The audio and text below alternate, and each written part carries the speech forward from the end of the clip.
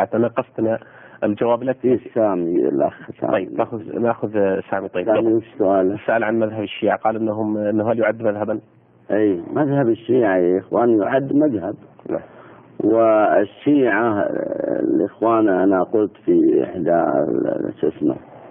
اجاباتي في بدعة القرآن اخواننا الشيعة وفي كثير من الشباب مهم راضين اننا نقول اخواننا الشيعة. نعم. احنا نقول الامام علي رضي الله عنه جمعنا به في الجنة. نعم. سئل عن الخوارج فقال قيل له يا أمير المؤمنين أكفار هم؟ قال لا، من الكفر فروا.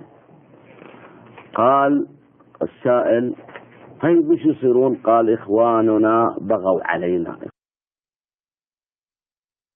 أحسن الله إليكم. هذا يقول بعض الدعاة وطلبة العلم يقولون عند التحدث عن الشيعة والرافضة إنهم إخواننا، هل يجوز أن نقول ذلك وما الواجب في ذلك إن لم يصل؟ نبرأ إلى الله منهم ونبرأ إلى الله من هذا القول. ليسوا إخواننا، والله ليسوا إخواننا، بل هم إخوان الشيطان،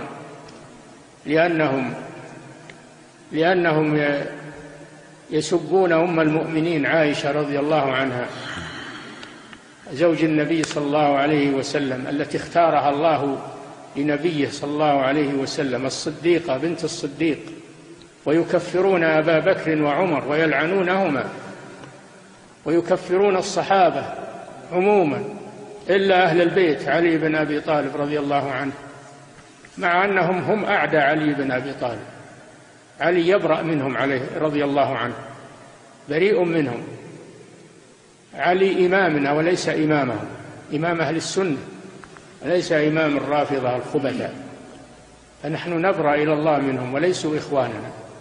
ومن قال إنهم إخوان فليتوب إلى الله ويستغفر الله.